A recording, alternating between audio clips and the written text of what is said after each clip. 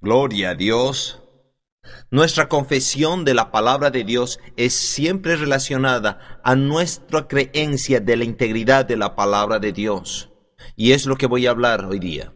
La integridad de la palabra de Dios y tu fe en la palabra de Dios. Si tú solamente vas a confesar la palabra de Dios al grado que tú la crees, que es verdad, es como cualquiera. Si tú crees lo que una persona te dice es verdad y es confiable y que puedes contar en él, y ellos te dicen algo que te gusta y tú estás de acuerdo, tú lo vas a repetir porque puedes contar que es verdad. Si un amigo te dice que te va a encontrar en algún lugar para el almuerzo y alguien viene y te dice, yo quiero ir contigo al centro comercial, tú le dices no. Quien quiera que sea, o era Susana o Larry, me dicen que me van a encontrar en el almuerzo. Entonces tú repites las palabras a esta otra persona y rechazas esa oferta. Y le puedes decir, ¿por qué no vienes con nosotros? ¿Cuántos de ustedes van a decir, ven con nosotros? Esa es tu personalidad. ¿Y cuántos de ustedes van a decir, no, mantente lejos? Diferentes personalidades. Pero el punto es que nosotros vamos a repetir la palabra de otra persona al grado que nosotros tenemos fe en esa persona. Esa es la base de esto. Cuando nosotros hablamos de confesar la palabra de Dios, hay una verdad que es vital, que nosotros tomamos, que pone el fundamento para todo lo demás, y eso es cuánto tú crees de la palabra de Dios es realmente verdad. ¿Cuán establecido estás en ello? Que tú vas a tomar la palabra de Dios encima de tus opiniones, encima de tus pensamientos, encima de tu pensamiento tradicional, encima de tu posición denominacional que tenías, o de tus creencias religiosas del pasado. Si tú tienes un sistema de creencia en la palabra de Dios, ¿cuál vas a escoger? Y yo he visto a las personas que se les presentaron la palabra de verdad y lo miraron a la persona. No importa lo que dice la palabra, sino que nuestra doctrina y nuestro canon en nuestra iglesia dice así. Entonces tú sabes que hay personas que van a exaltar sus tradiciones por encima de la palabra de Dios. ¿Se acuerdan lo que dijo Jesús? Ustedes anulan la eficacia de la palabra por vuestras tradiciones, por vuestras propias creencias que están en contra de la palabra de Dios. Entonces es posible, y es lo que sucede en las vidas, en las personas religiosas, que tiene sistemas de creencia y patrones que totalmente contradicen la palabra de Dios. Y lo que nosotros tenemos que llegar, si vamos a tener fe verdadera y vamos a confesar la palabra de Dios, vamos a tener que decidir que la palabra de Dios tiene la máxima autoridad de todo. Yo te voy a dar algunos aspectos que van a edificar tu fe en la palabra de Dios. En Mateo 4:4 dice que el hombre no vivirá de pan, sino de toda palabra que sale de la boca de Dios. Entonces, hemos sido llamados ¿de dónde citó Jesús Mateo 4:4? Que el hombre, no solo de pan vivirá el hombre. Esa es una cita de Deuteronomio 8:3. ¿Quién escribió los 5 primeros libros de la Biblia? Moisés. Bien, entonces Moisés tuvo esta revelación, tuvo este entendimiento. Jesús lo cita porque es una verdad divina, es la palabra de Dios, que tú no vas a vivir sino de todo lo que sale de la boca de Dios. Hay muchas cosas que se pueden derivar aquí. Si tú vas a vivir de la palabra que sale de la boca de Dios, vas a tener que concordar que hay vida en cada palabra. Hay vida en cada palabra. Vida. No puedes vivir de algo si no tiene vida en sí mismo, como el pan. Tiene sustancia que va a ayudarnos en nuestra parte física. Físicamente tú puedes comer pan y tomar agua, y en lo natural puedes vivir, pero en el ámbito del espíritu humano, sin la palabra de Dios, no tienes vida. Eso nos dice entonces que la vida está siendo impartida a nosotros por la palabra que viene a nosotros, y la palabra contiene la vida. Tú puedes decir, ¿cómo páginas en un libro pueden contener vida? Tenemos que entender que estas palabras que nosotros tenemos escritas en este libro fueron habladas alguna vez por alguien. Ellos han sido encapsuladas y puestas en forma escrita y traducida a los distintos idiomas para que las personas las puedan recibir. Cuando tú las escuchas y las hablas, esa misma vida que ha sido originalmente hablada va a fluir a ti. ¿Alguien puede ayudarme a entender esto? Era un descubrimiento arqueológico en Egipto, cuando excavaron una área de almacenamiento y estas vasijas con semillas que habían sido guardadas por 3000 años en una parte árida del desierto, nunca habían sido afectadas por la humedad. Y ellos sacaron las semillas y las plantaron y creció maíz. Semillas de 3000 años, porque todavía tenían vida en ellos. Cuando fueron mezcladas con agua, se desarrollaron en vida. Cuando algunas personas hablan, sus palabras, antes que abran sus labios, antes que lleguen a una página, sus palabras están muertas. ¿Por qué? Porque no hay vida. Hay cosas que están en las enciclopedias y toda esa información en internet están cambiando constantemente. Se las está actualizando la información. Esas palabras que llamamos de los grandes poetas son palabras sin vidas. Pueden entretener, pueden traer curiosidad a las personas, pueden ayudar a las personas a ganar conocimiento, pero tanto como impartir la vida de Dios, ellos no pueden hacerlo, porque no han sido ungidas con la vida de Dios. Vayamos a Hebreos 4. Hebreos 4.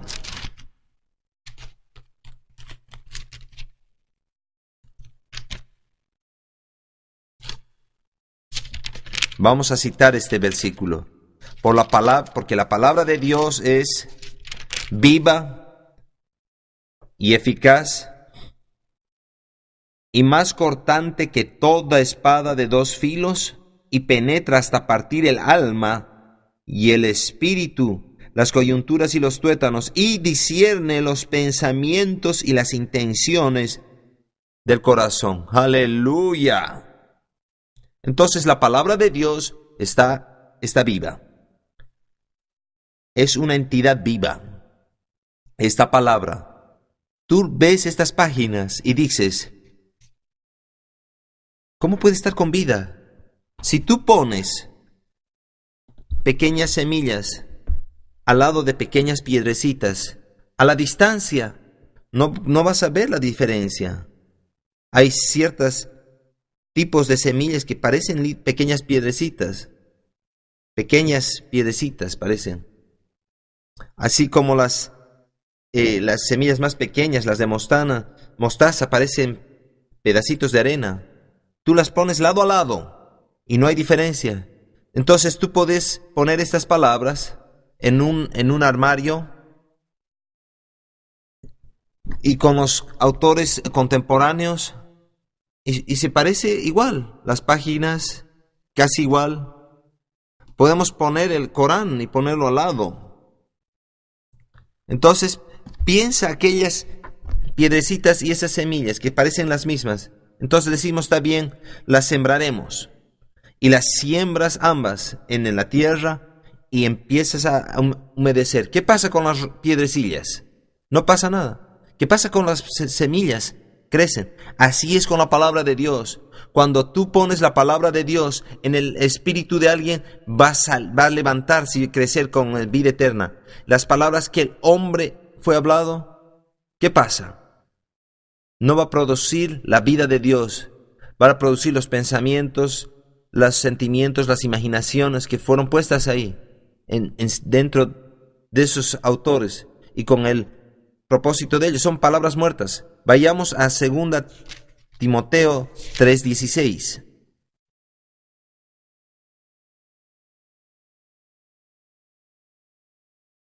Pablo estaba escribiendo a Timoteo, y yo creo que esto fue su última carta que él escribió desde la prisión. Estaba amonestándole en varias cosas importantes. Él estaba aumentándolo en capítulo 4, que predique la palabra, que esté listo y fuera de estación, en tiempo y fuera de tiempo. Y él empezó en 2 Timoteo a hablarle acerca de la fe que primero estaba en su mamá Loida y en su abuela, y que más allá dice que Dios no nos ha dado espíritu de cobardía, sino de poder, de amor y de dominio propio. Y luego, en el verso 14 de 2 Timoteo capítulo 3, todos ustedes tienen ese pasaje. Pero persiste tú en lo que has aprendido y te persuadiste sabiendo de quién has aprendido, y que desde la niñez has sabido las sagradas escrituras, las cuales te pueden hacer sabio para salvación por la fe que es en Cristo Jesús. Toda la escritura es inspirada por Dios y útil para enseñar, para redarguir, para corregir, para instruir en justicia, a fin de que el hombre de Dios sea perfecto, enteramente preparado para toda buena obra. Entonces la palabra de Dios tiene un propósito: para completar, para hacernos completamente preparados y equiparnos y prepararnos para toda buena obra que Dios nos ha llamado. ¿Cuánto de la Escritura ha sido inspirado por Dios? ¿Toda la Escritura? ¿Desde Génesis hasta Revelación o Apocalipsis? ¿Qué quiere decir inspirada? Que Dios le ha dado el aliento y ha transmitido la vida. Toda la Escritura. Puedes pensar acerca de la oración de Jabes. Tú sabes que Bruce Wilkinson escribió ese libro. Oró esa oración por muchos años y luego escribió el libro. Cuando tú te preguntas si toda la Escritura es inspirada, Números, Crónicas, y aquí Dios y este hombre saca unas líneas del Antiguo Testamento y se vendieron 3 millones de esos libros, la oración de Jabes. Tú puedes darte cuenta que cada palabra es viva y eficaz y más cortante que toda espada de 2 filos. Y va a hacer 4 cosas. Toda la Escritura es útil ¿para qué? Para enseñar, para redarguir, para corregir y para instruir en justicia. No solamente es inspirada sin propósito, es inspirada con un propósito para hacer esas 4 cosas, y específicamente vemos las 2 cosas. Cuando un hombre tiene estas cosas en su vida, este hombre va a ser perfecto, enteramente preparado, va a llegar al punto de madurez y va a creer en la plenitud. ¿Y qué va a hacer luego? Cada buena obra, todo lo que Dios le ha llamado a hacer. Algunas personas son buenos, pero son buenos para nada. Este pasaje dice: nosotros creemos en toda la plenitud de Dios, pero aquello que Él ha ordenado hacer, nosotros lo hacemos. Estamos equipados con un propósito y una tarea en esta tierra. Y 2 Timoteo 3, 16 y 17 está cargado. Mientras más la meditas, más grande crece. Tú puedes tomar cualquiera de esos 4 puntos y puedes cumplir un estudio extenso, pero ha sido dado con un propósito santo. Ahora, vayamos a las escrituras de Pedro y veamos lo que él dice acerca de la palabra de Dios. Primera de Pedro, capítulo 1, verso 23 hasta el verso 25. Primera de Pedro, capítulo 1, verso 22. Estamos hablando acerca de la palabra de Dios. ¿Cómo puedo tener fe? ¿Cómo puedo confiar? ¿Cómo puedo poner mi confianza en la palabra del Señor? Yo me sorprendo. A veces me enojaba, pero hay gente que se llama inteligente y se burlan de la Biblia y ve acerca de las supuestas discrepancias. Yo quiero creer en algo que es tan sólido como la ciencia. Y yo me pregunto si han estudiado acerca de cuánto ha cambiado la ciencia. Ellos ponían sanguijuelas en las personas, en la práctica médica para ayudarles. Ponían estiércol de vaca en la práctica médica para sacar la infección. Todos ellos eran prácticas científicas médicas. Y aún ahora, las prácticas que dicen que tienes que hacer algo hace 10 años, dicen lo que hacían hace 10 años está ahora mal. Hay muchos tratamientos, solamente en radiología y en quimioterapia solamente. Maneras que ellos trataban y ahora nos damos cuenta que lo estaban matando hace 10 o 15 años. Y han prohibido ciertas prácticas, algunas drogas, algunos productos científicos, y ya no están vigentes. Cuando entonces viene cualquiera y te dice que Dios, el hombre, siempre la ha tenido clara. No tienes que argumentar con ellos ni discutir. Nosotros no vamos a ese nivel, pero me pregunto de la estupidez de eso. Lo que nosotros tenemos es la palabra que ha permanecido igual, sin cambiar por las edades. Cuando tú piensas en este libro, estos 66 libros escritos por 40 autores diferentes y escrito en un periodo de 1500 años, y todo tiene el mismo tema.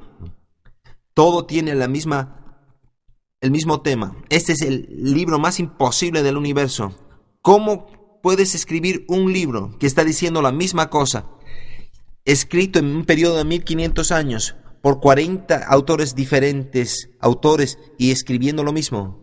Agradezcamos a Dios por lo asombroso de tu palabra. Señor, te agradecemos por la magnificencia de ella que tú has puesto en nuestras manos.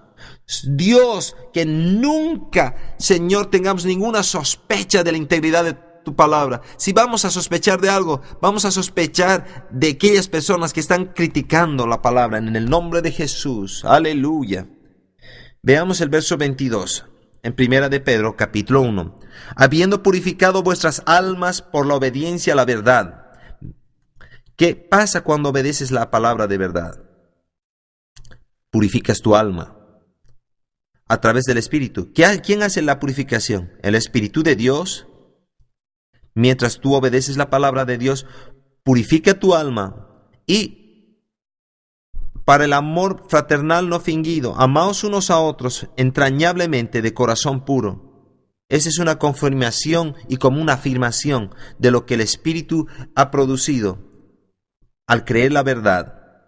Y luego en el verso 23 dice, siendo renacidos no de simiente corruptible, sino de incorruptible, por la palabra de Dios que vive y permanece para siempre. Y por eso yo uso esa ilustración de la palabra como semilla. Incorruptible, ¿qué quiere decir?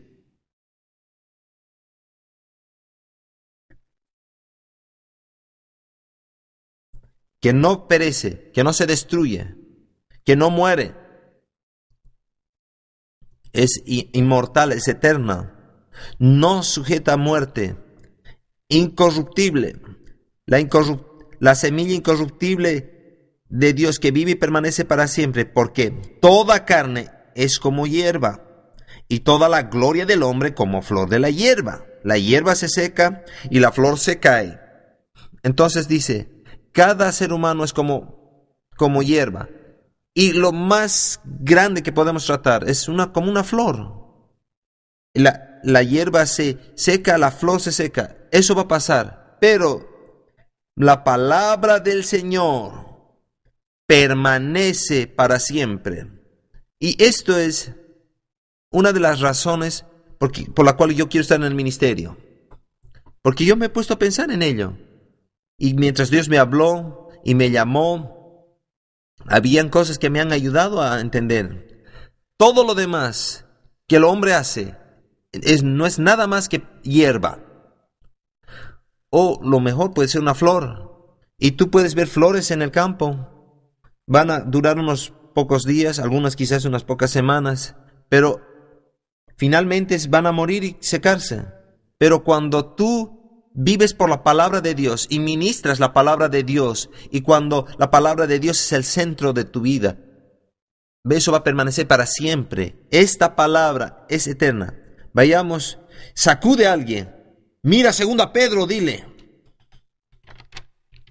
2 Pedro, hey.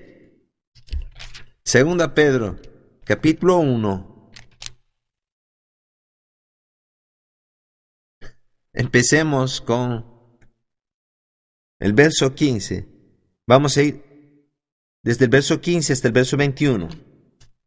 Te voy a dar las escrituras que un día van a estar enseñando este mensaje a alguien más, a otras personas, acerca de la integridad de la palabra de Dios, acerca de la fe en la palabra de Dios y por qué tenemos que tener fe en ella. Pedro 1:15. También yo procuraré con diligencia que después de mi partida vosotros podáis en todo momento tener memoria de estas cosas. Y Pedro está diciendo, uno de estos días voy a morir y quiero asegurarme que ustedes van a acordarse de todo ello. Y te lo estoy escribiendo, le estoy enviando. Y luego explica, no hemos seguido fábulas artificiosas cuando les hemos hecho conocer el poder de la venida de nuestro Señor Jesucristo, pero éramos testigos con nuestros propios ojos de su majestad. Jesús y Pedro se está acordando de cuando fueron a la montaña, cuando se transfiguró el Señor. Y no era una idea o una historia bonita, lo vimos, estábamos ahí. Verso 17. Pues cuando él recibió de Dios Padre honra y gloria, y le fue enviada desde la magnífica gloria una voz que decía, este es mi Hijo amado, en él tengo complacencia. Y nosotros oímos esta voz enviada del cielo cuando estábamos con él. Aquí hay alguien que escuchó y estaba ahí, la vio. Estábamos con él en la montaña, Pedro, Jacobo y Juan. Entonces tenemos también la palabra profética más segura, a la cual hacéis bien en estar atentos como una antorcha que alumbra en un lugar oscuro hasta que el día esclarezca y el lucero de la mañana salga en vuestros corazones. En otras palabras, si tú crees esta palabra, la vida de Cristo va a explotar dentro de ti. Su vida va a empezar a vivir dentro de ti. Y esa fraseología quiere decir, cuando salga en vuestros corazones el lucero de la mañana. Verso 20, entendiendo primero esto, que ninguna profecía de la Escritura es de interpretación privada, porque nunca la profecía fue traída por la voluntad humana, sino que los santos hombres de Dios hablaron, siendo inspirados por el Espíritu Santo. Entonces Pedro está afirmándoles, sabiendo que él iba a partir a la gloria, y él quiere que tengan un registro de todo lo que ha sido hablado. Él quiere asegurarles que él estaba ahí. Yo lo he visto, lo he escuchado. Yo escuché la voz del Padre desde el cielo, y la voz y la palabra fue confirmada. Pero la cosa más importante es esto primero, que ninguna profecía de la traída, y es lo que tenemos aquí, justo acá, todo esto son las palabras proféticas de la Escritura, no es de interpretación privada. Y nadie dijo, ¿y sabes qué? Me voy a escribir un libro de religión.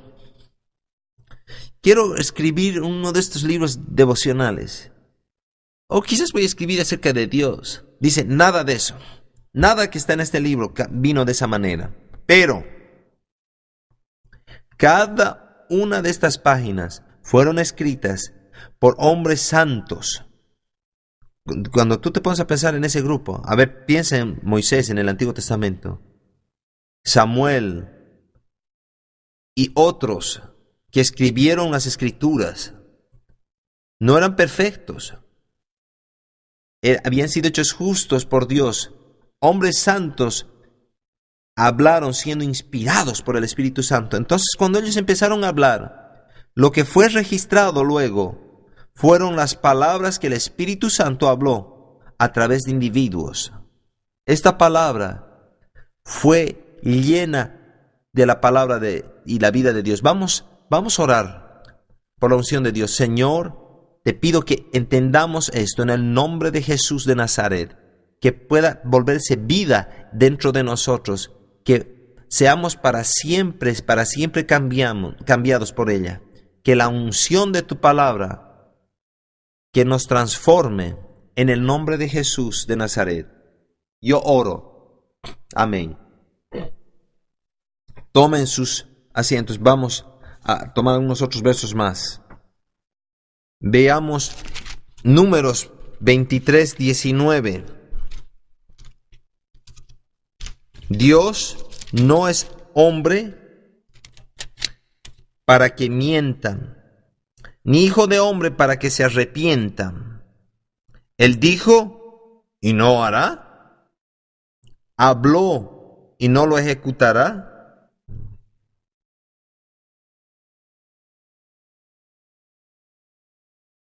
Aquí tenemos una revelación. Si Dios ha hablado algo, Él lo va a hacer, y Él lo va a realizar, y lo ejecutará. Números 23:19. Dios lo va a traer y lo va a cumplir. No es como el hombre, no va a cambiar. Es el Señor que no cambia. Luego Jeremías, capítulo 1, verso 12.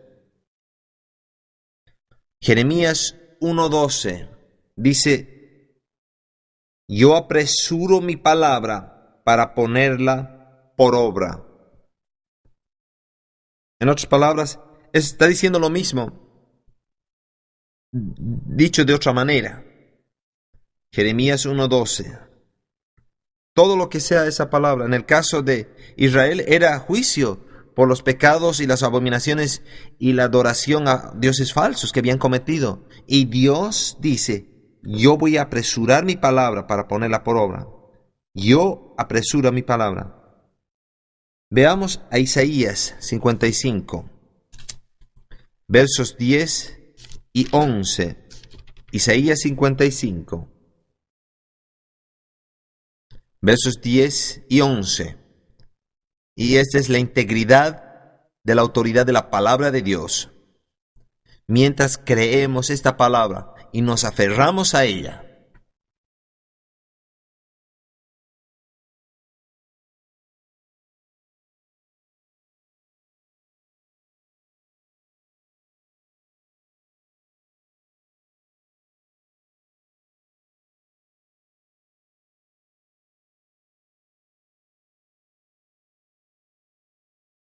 porque como desciende de los cielos la lluvia y la nieve y no vuelve allá, sino que riega la tierra y la hace germinar y producir, y da semilla al que siembra y pan al que come, así será mi palabra que sale de mi boca, no volverá a mí vacía, sino que hará lo que yo quiero y será prosperada en aquello para que la envié. ¿Cuántos de ustedes escucharon la frase que los pensamientos de Dios son más altos que los nuestros y sus caminos son más altos que los nuestros? ¿De dónde sale ese verso? Vean los versos que están antes, versos 8 y 9. Mis pensamientos no son vuestros pensamientos, ni vuestros caminos mis caminos, dijo Jehová. Como son más altos los cielos que la tierra, así son mis caminos más altos que vuestros caminos, y mis pensamientos más que vuestros pensamientos. Porque como desciende de los cielos la lluvia y la nieve, y no vuelve allá, sino que riega la tierra, y la hace germinar y producir, y da semilla al que siembra y pan al que come, así será mi palabra que sale de mi boca. ¿Qué nos dice esto? ¿Alguno de ustedes puede explicarme lo que dice?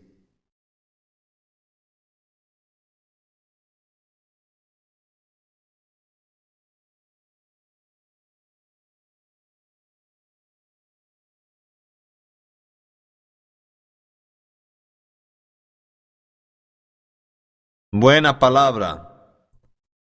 Como la lluvia que vuelve y la nieve y hace que produzca. Así es la palabra de Dios. Quiero atar estos pasajes juntos. Los pensamientos y los caminos del Señor han sido derramados y llovidos del cielo a través de su palabra. Tú puedes estar aquí. Oh, sus pensamientos son más altos que los míos y los caminos más altos que los míos. ¿Qué está haciendo? Son altos. Pero desde ahí arriba viene la palabra como lluvia y nieve. Y son humedecidas y somos sembrados con los pensamientos y los caminos de Dios. Cuando ellos vienen a nuestro corazón y empezamos a caminar en ellos. Empezamos a caminar en los caminos y en los pensamientos de Dios. Empezamos a caminar y de la manera que Él quiere que caminemos. Empezamos a pensar como Él quiere que pensamos. Esto es un solo pasaje, no está separado. Es un pensamiento continuo y viene de arriba. Entonces, cuando tú descubres, ama a tu enemigo o a tu prójimo como a ti mismo, ¿de dónde ha venido ese pensamiento? Vino del cielo a la tierra y usa símbolos que todos podemos entender. Nieve, producir. Cuando esa palabra viene a ti, ama a tu prójimo como a ti mismo. Tú puedes haber sido malo con otras personas, pero esto viene a tu corazón y en la presencia del Espíritu Santo empieza a producir y tú empiezas a convertirte en una persona buena, amando a otras personas. Esa palabra no va a volver a Dios vacía, sino va a cumplir. Él ha enviado esa palabra para que produzca amor en tu corazón por otras personas. Y también te dice, bendigas a aquellos que te persiguen. Tú quieres su camino, sus pensamientos en esta tierra. Entonces lo hizo llover y ungió a personas que hablen y tengan la revelación de ello.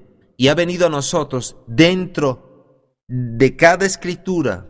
Tiene el poder para causar que esas escrituras ocurran en nuestras vidas. Voy a repetir, dentro de cada escritura está el poder de la escritura para hacer que se cumpla. Pero la palabra tiene que ser mezclada con algo. Fe. Hebreos 4, 1 y 2 dice, si la palabra no está mezclada con fe, no va bien. Para que la palabra de Dios produzca en tu vida, tiene que ser mezclada con fe. Porque si la palabra de Dios no está mezclada con fe o acompañada con fe, no va a producir. No va a producir nada. No va a tener éxito. Entonces, la palabra tiene el poder. Y aún así, una persona no la recibe. Y Jesús puso el ejemplo de 4 tipos de suelo. El que cayó en camino, el que cayó entre pedregales, el que cayó entre espinos y el buen terreno. La semilla fue plantada en todos ellos. En el camino vino el diablo. En los pedregales, la persecución, el sol empezó a secarla y se secó. Entre espinos, la semilla que cayó entre espinos y se desarrolló, pero fue ahogada. Los afanes de este mundo, los engaños de las riquezas y los engaños de otras cosas. Y esas 3 cosas las cegaron. Pero aquel buen hombre que recibe con corazón honesto y con paciencia produce fruto. Cuando vemos esto, tenemos que mezclar algo con la palabra de Dios. Yo pasé por un tiempo por cosas a las cuales yo fui expuesto. Yo tenía una batalla en mi mente y tenía ciertas sospechas acerca de la palabra de Dios. El mundo está lleno de gente que quiere robarte tu fe. El diablo es astuto, astuto en el sentido de engañar. Es un engañador, es un mentiroso, es un homicida, un ladrón. Y su juego es el engaño, engañar a la gente. Y sabe que si tú tienes fe en la palabra de Dios y sabes cómo usar la palabra de Dios, nada te va a parar. Él sabe eso. Entonces, una de las mejores maneras para responder en su contraataque, en su defensa, para defender su reino de tinieblas, es mantenerte para que no tengas fe en la palabra de Dios. Porque si tú no tienes fe en la palabra de Dios, nunca vas a usar la palabra de Dios con autoridad y nunca vas a caminar en autoridad y no vas a afectar su reino. Quizás seas un cristiano de ropero o un monje, pero no vas a hacer traer daño a su reino. Entonces, Él sabe cuando la palabra de Dios entra en ti y empiezas a vivirlo. Entonces, a lo largo de las edades, Él ha venido a crear duda y sospecha acerca de lo que Dios dijo. ¿Y cuándo ocurrió esto? A ver, alguien me diga. En el jardín. ¿Con que Dios os ha dicho, no vas a comer del árbol? ¿Cuántos saben que el diablo sabía muy bien lo que Dios sabía? Estaba haciendo una pregunta. Solo una pequeña pregunta. Es importante preguntar todo. No tienes que creer todo, hay que preguntarse. Eso suena como los catedráticos de universidad. No, quizás no has estado ahí, no disciernes, no puedes comprender. Ese es todo el ámbito de la educación avanzada. Tenemos que cuestionarnos todo. Si Dios realmente dijo eso. Ahora, Eva le contestó a él apropiadamente y le dijo lo que Dios declaró. Si comemos de este árbol vamos a morir. Y luego el diablo le dijo, no van a morir. Primero la duda y luego la mentira. Puedes escribirlo. Primero la duda, la sospecha y luego la mentira. Entonces, el diablo no viene inmediatamente, y no empieza mintiendo. Primero crea la sospecha para que haya una puerta abierta, para que siembre la mentira. Cuando Darwin escribió su libro de las especies, El origen de las especies, y hizo sus estudios, habían conclusiones que eran erradas. Las escribió desde el punto de vista humanístico, y de ahí vino todo el tema de la evolución desde una ameba de una célula y toda la falacia de la evolución y cómo la humanidad creó. Y lo que era un rechazo de la palabra de Dios. No era solamente una opinión científica. Tienes que entender, era un rechazo de lo que Dios dijo. Dios dijo cómo fue creada la tierra. Si alguien quiere saber, podemos decirlo, que Dios creó los cielos y la tierra. Había un proceso, sí, en un tiempo en el que esto ocurrió. Y han habido cambios, y también podemos ver eso en muchas situaciones. Pero no hemos empezado con una célula de una ameba saliendo de un lago, y de ahí subimos al árbol. Eso es un asunto de monos. Pero fue propagado y se extendió en toda la tierra. Si tú aceptas la evolución y rechazas la creación, ¿qué estás rechazando en realidad? estás rechazando Génesis. Y si Génesis no es verdad, ¿cómo Mateo, Marcos, Lucas y Juan va a ser verdad?